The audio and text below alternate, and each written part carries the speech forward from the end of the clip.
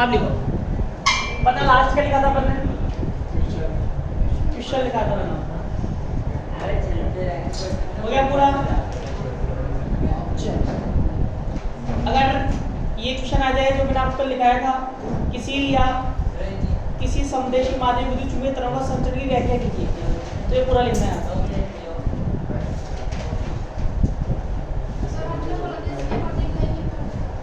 एक लाइन बेटा कुछ भी नहीं है, उसमें बस आप इतना सा लिख सकते हो। बताओ ई बराबर क्या लिखाया था मैंने आपको? ई वेक्टर बराबर क्या लिखाया था? ई नॉट ई की पावर आयोटा ओमेगा टी, ये लिखाया था।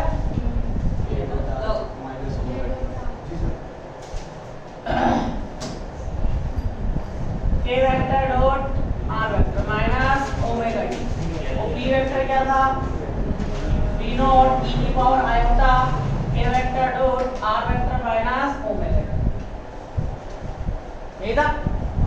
अब जैसा आप यहाँ तक भी कर सकते हो, तो कुछ भी नहीं, दो लाइन और लिख सकते हो। क्या लिख सकते हो? ये तो मैंने लिखी ली थी। ये कौन सी इक्वेशन आई थी अपन के? 12 होता है, ये थी 12, ये कौन सी थी? 13।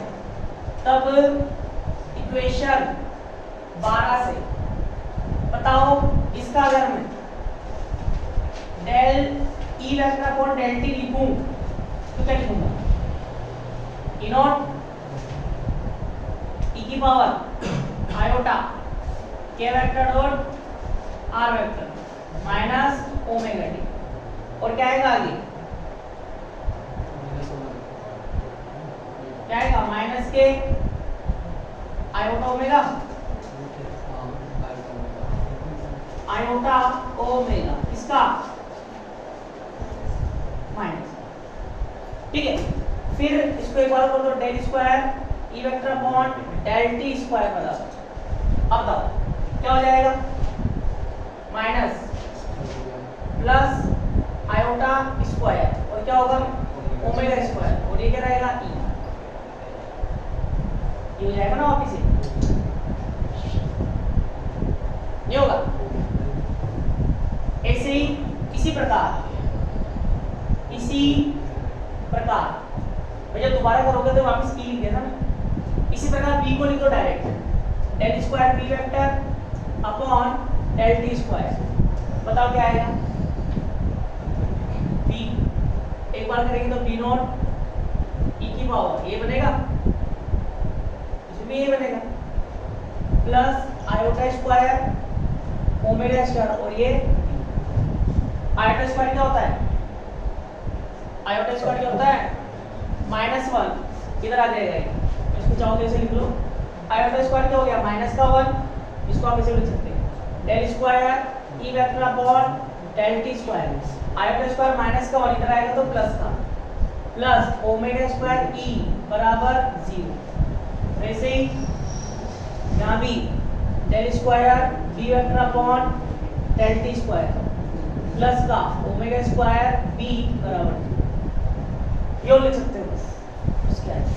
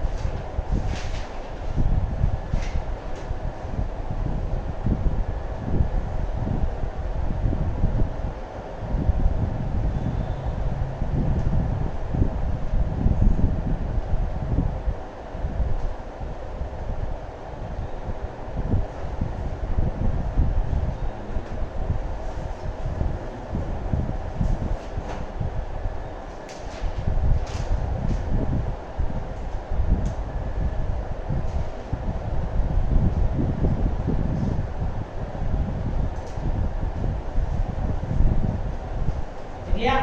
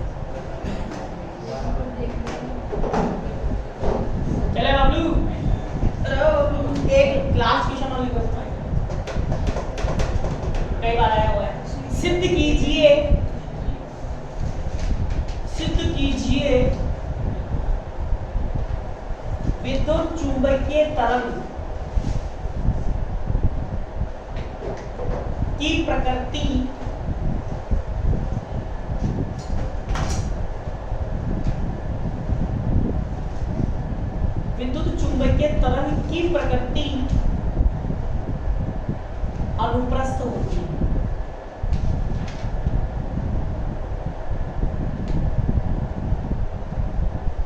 अनुप्रस्थ होती है। मोस्ट लगाना चाहिए। अब बेटा आपको ये सिद्ध करना है कि अपन ने, अगर आपको याद हो तो ऑप्टिक्स की यूनिट नंबर फर्स्ट में अपन ने विद्युत चुंबकीय तरंग के गुण लिखे थे, लिखे थे ना? वहां पर एक गुण मैंने आपको ये भी लिखा है कि विद्युत चुंबकीय तरंग की प्रकृति कैसे होती है? अनुप्रस्थ। कैसे होती है? अनुप्रस्थ। तो आपसे बोलते हैं यहाँ पर सिद्ध करके दिखाओ। क्या करके दिखाओ? सिद्ध करके दिखाओ विद्युत चुंबकीय तरंग की प्रकृति कैसी होती है बबलू? अनुप्रस्थ। अब पहले होगा अनुप्रस्थ प्रकृति से क्या मतलब?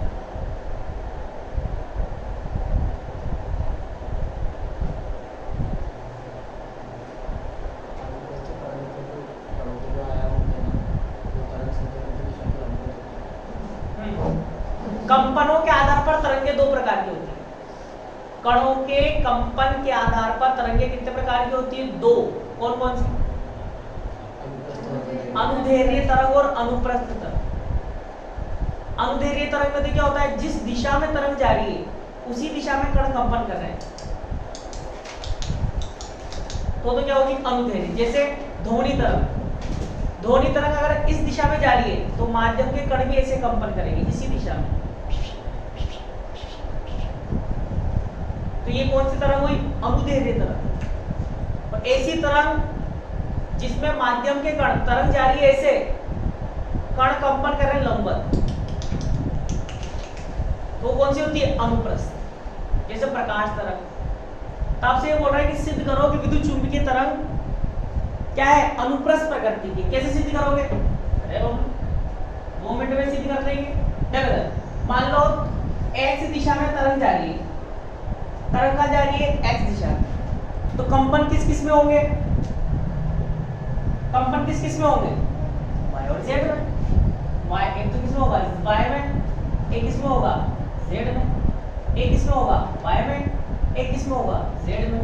एक किस में होगा? y में, z में, y में, z में। ऐसे तो विद्युत क्षेत्र मान लो y में है, चुंबकीय क्षेत्र किसमें है बबलू? z में। चुंबकीय क्षेत्र किसमें है? z में। तो बताओ अगर तरंग x दिशा में जा रही है तो इनके घटक किस किस में पाए जाएंगे? E और B के घटक किस में पाए जाएंगे? y और z में। क्या x में पाए जाएंगे? क्या x में पाए जाएंगे? क्या नहीं। अब आप तो यार या तो ये सिद्ध कर दो, या तो आप ये सिद्ध कर दो E और B के घटक x में कितने हैं? 0। x में कितने हैं? 0। मतलब जिस दिशा में तरंग जा रही है उस दिशा में विद्युत क्षेत्र तो चुंबकीय क्षेत्र के कोई घटक उपस्थित नहीं है। जब x में जा रही है और x में घटक नहीं है तो क्या है? मतलब लंबवत है। लंबवत है, सिद्ध हो जाएगा। या फिर ये सिद्ध कर दो कि E और B के जो घटक है x में ना होकर y और z में, मतलब उसके लंबवत। तो आपको यहाँ ये सिद्ध करना है। दो तरीके से कर सकते हो, या तो ये सिद्ध कर दो E और B के घटक x में नहीं है, x में 0 है। ये सिद्ध कर दो y और z में। चलो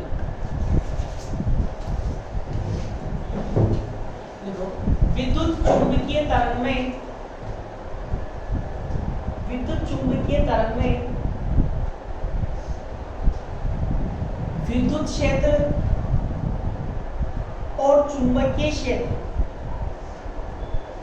विद्युत क्षेत्र और चुंबकीय क्षेत्र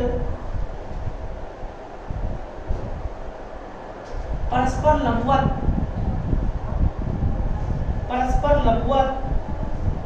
और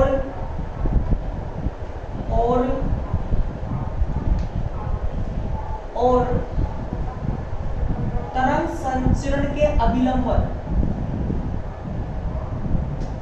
तरंग संचरण के अभिलंबवत कंपन करते हैं, कंपन करते हैं।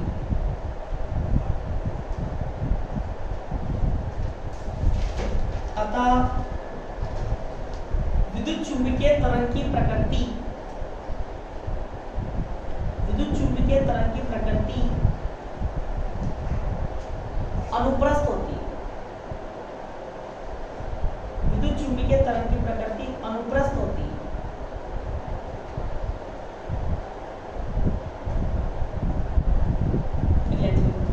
इसको सिद्ध करने के लिए, इसको सिद्ध करने के लिए माना किसी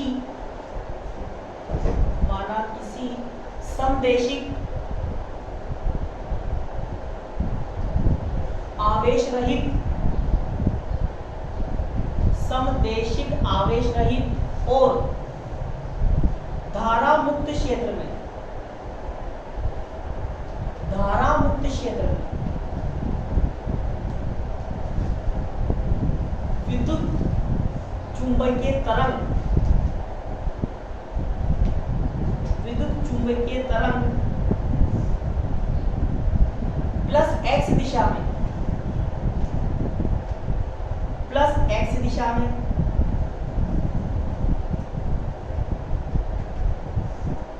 प्लस एक्स दिशा में संचरित हो रही है, प्लस एक्स दिशा में संचरित हो रही है।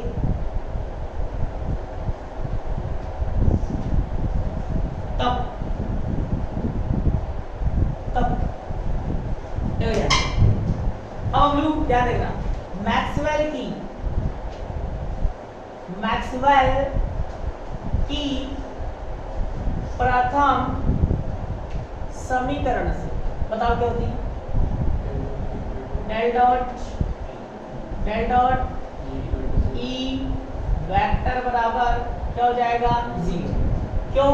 क्यों ऊपर लिखा है कौन सा क्षेत्र है, अच्छा तो लिख लो पहले एक बार, रो अपन एप्सिलॉन लो। चूंकि आवेश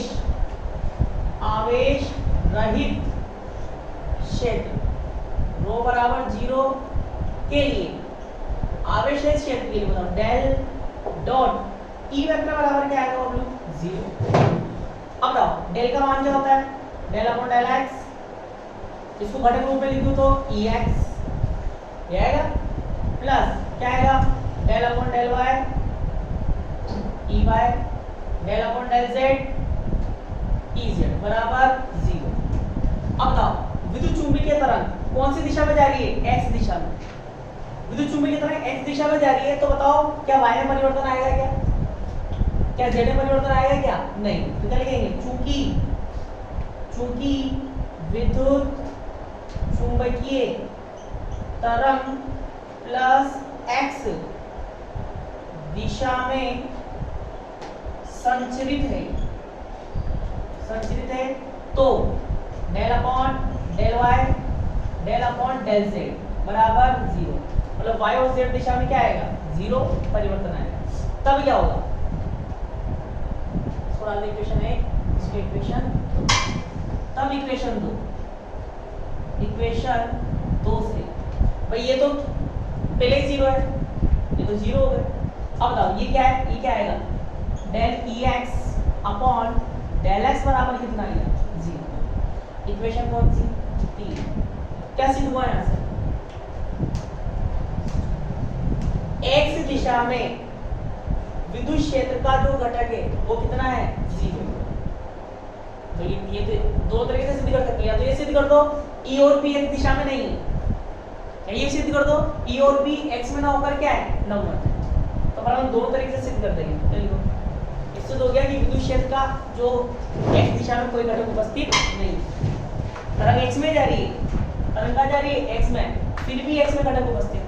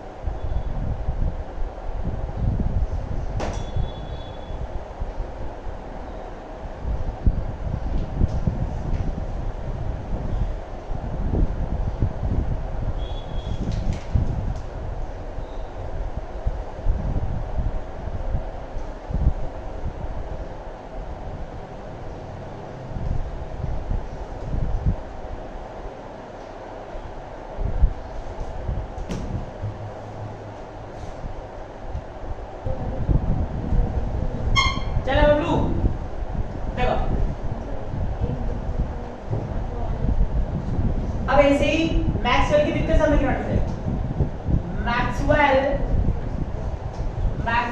की द्वितीय समी से, मैक्सवेल की द्वितीय समीकरण से तो बताओ बबलू क्या थी, डेल डॉट बी वेक्टर बराबर 0।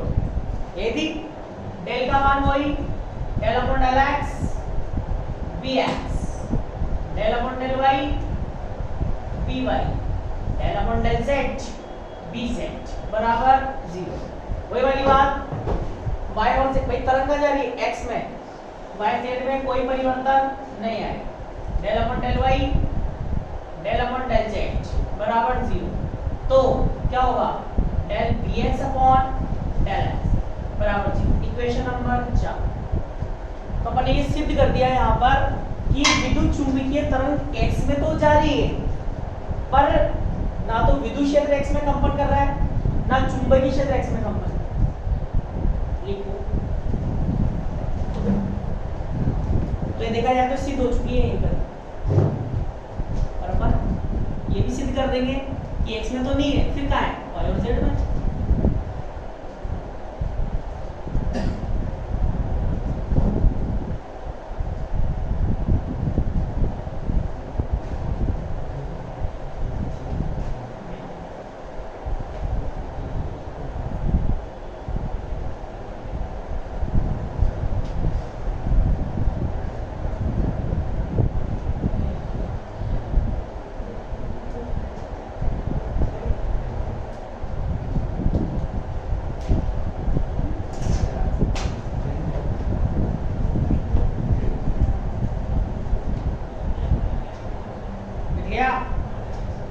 आगे समीकरण 3 और 4 से स्पष्ट है कि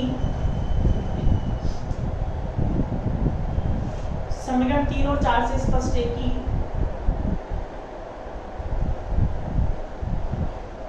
विद्युत क्षेत्र और चुंबकीय क्षेत्र, विद्युत क्षेत्र और चुंबकीय क्षेत्र तरंग संचरण की दिशा में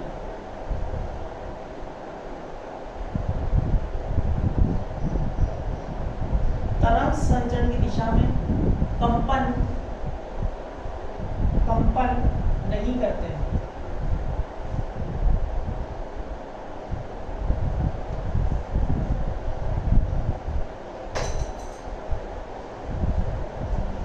अर्थात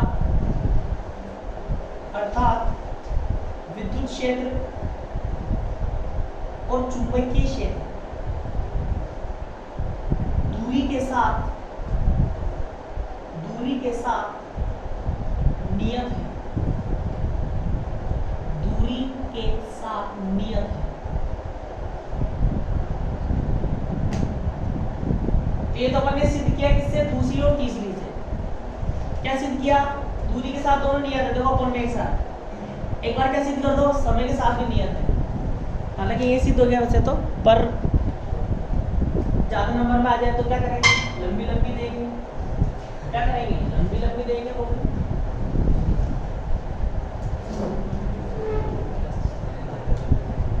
बताओ बताओ वो मैक्सवेल की कौन सी आएगी, तृतीय।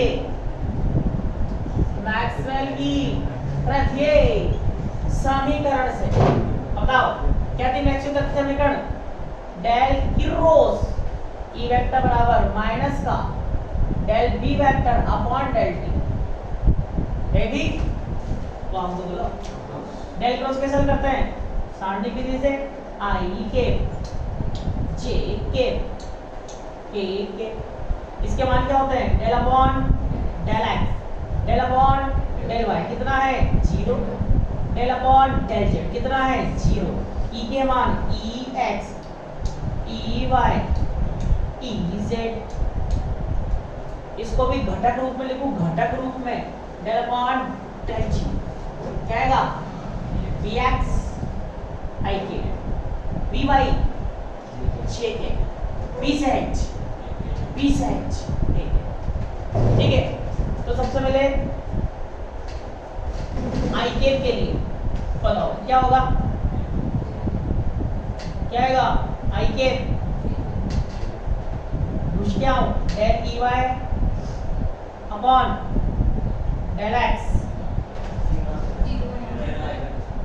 हाँ जी सही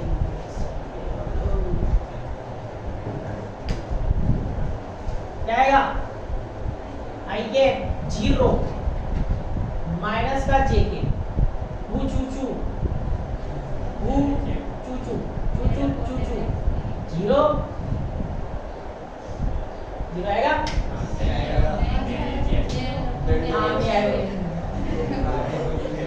क्या आएगा, del E Z upon del X minus 0 plus का के क्या आएगा, del E Y upon del X बराबर नहीं माइनस का क्या आएगा, अटी बबलू del upon del T I cap B X J cap B Y K cap B Z. I cap J cap K cap की गुणांकों की तुलना कर लो, I cap comma J cap और के कैप के गुणांकों की तुलना करने पर बताओ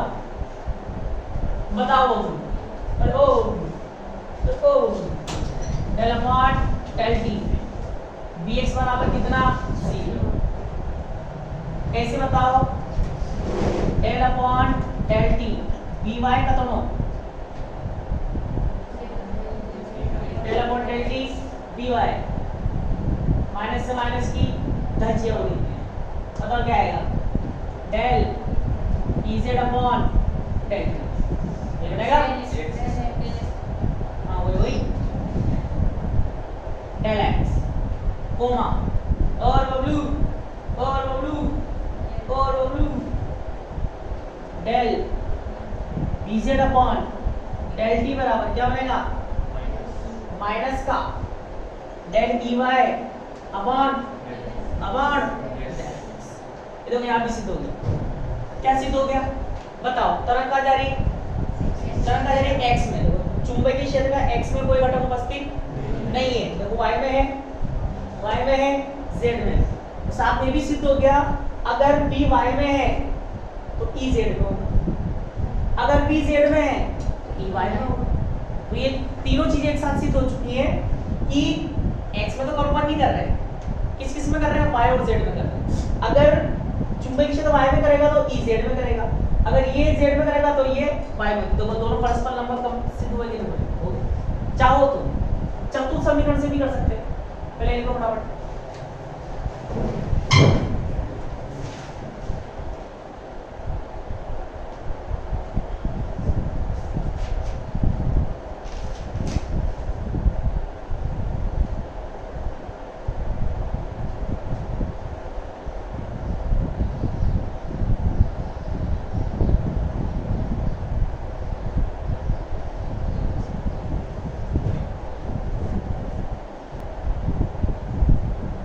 मैक्सवेल की चतुर्थ समीकरण से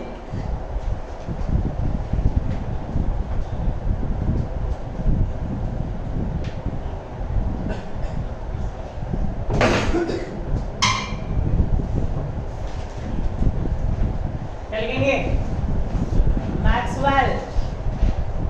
मैक्सवेल की चतुर्थ समी से बताओ क्या थी?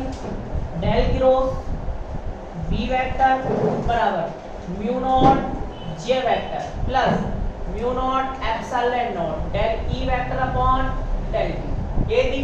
बताओ कौन सा क्षेत्र है? धारा मुक्त क्षेत्र। धारा मुक्त क्षेत्र मतलब जे बराबर 0 के लिए क्या आएगा? बब्लू del cross B vector mu naught epsilon naught del upon del T E vector. अब बताओ डेल क्रॉस को फिर कैसे करेंगे? वही I cap J cap K cap del के वही del upon del X 0 0 dx dy dz और बब्लू म्यू नॉट एप्सिलॉन नॉट तीन घटक del upon del X del upon del T I cap dx J cap dy K cap dz। Solve कर दो। बताओ आई cap क्या हुआ? 0 माइनस का जे कैप क्या आएगा? Del bz upon del x minus का 0 ये बनेगा। के कैप के लिए del by upon del x minus का 0 बराबर में क्या चल रहा है? Mu naught epsilon naught del upon del T I cap dx J cap dy K cap e से फिर वही I cap comma J cap comma K cap के गुणांकों की तुलना करने पर बताओ तुलना कर लेंगे वही क्या बनेगा? Del upon del ex upon del T बराबर कितना? 0 कोमा कोमा क्या बनेगा? Del ey upon del T क्या बनेगा? माइनस का del bz upon del x 1 upon mu naught epsilon जाएगा। ऐसे बताओ del ez upon del t बराबर कितना? प्लस का del by upon del x 1 upon mu naught epsilon. लो सिद्ध ये भी सिद्ध कर दिया। x में कंपन नहीं है, y और z में ये भी कर दिया। e और b भी लंबवत है, सब सिद्ध कर दिया। एक आध तरीका और तो बता दो बस इससे आगे ठीक है।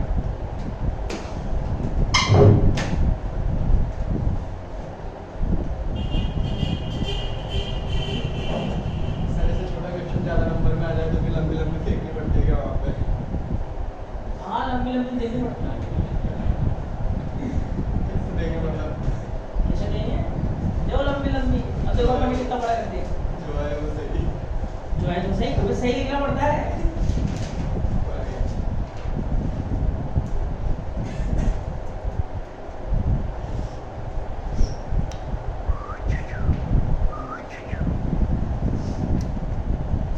याद नहीं है तुम्हें?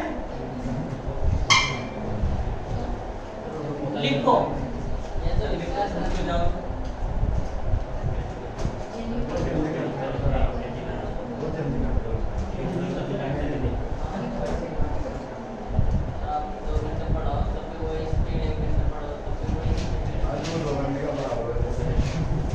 बढ़िया ना, लिखने की स्पीड बढ़ेगी।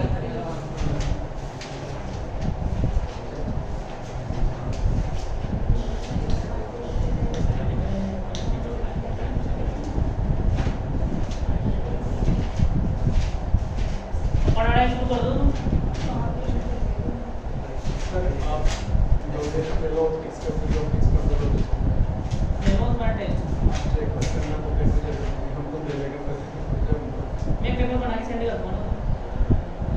घर पे आके बैठ जाएंगे सर जिस दिन आओगे हाँ आएंगे अभी आ जाएंगे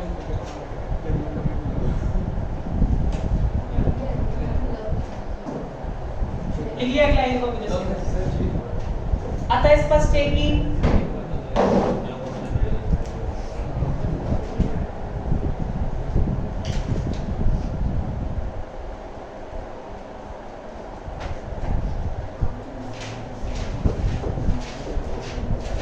अतः स्पष्ट है कि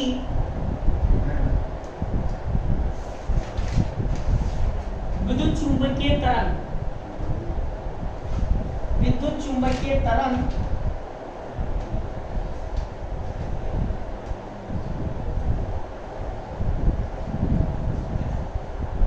में विद्युत क्षेत्र लो इसलिए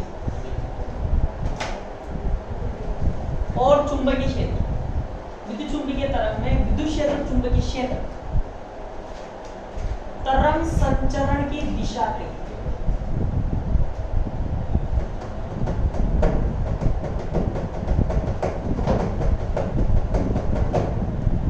संचरण की दिशा का अभिलंबवत कंपन करता है।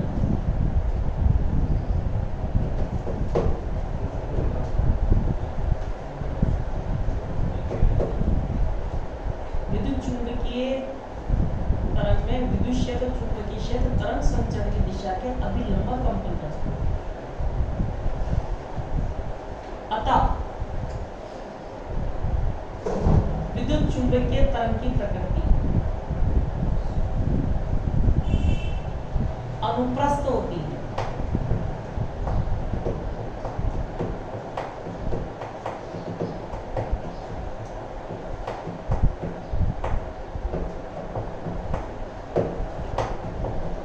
अब लिखो एक क्वेश्चन या टॉपिक के रूप में लिखो, टॉपिक लिख लो विद्युत चुंबकीय तरंग और इसके गुण।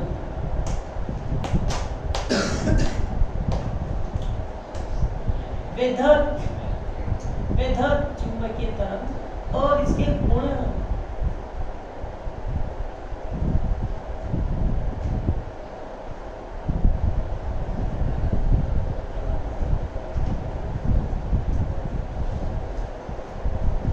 तो मैंने आपको जो लिखा रखा ना पीछे पूरा छाप देना।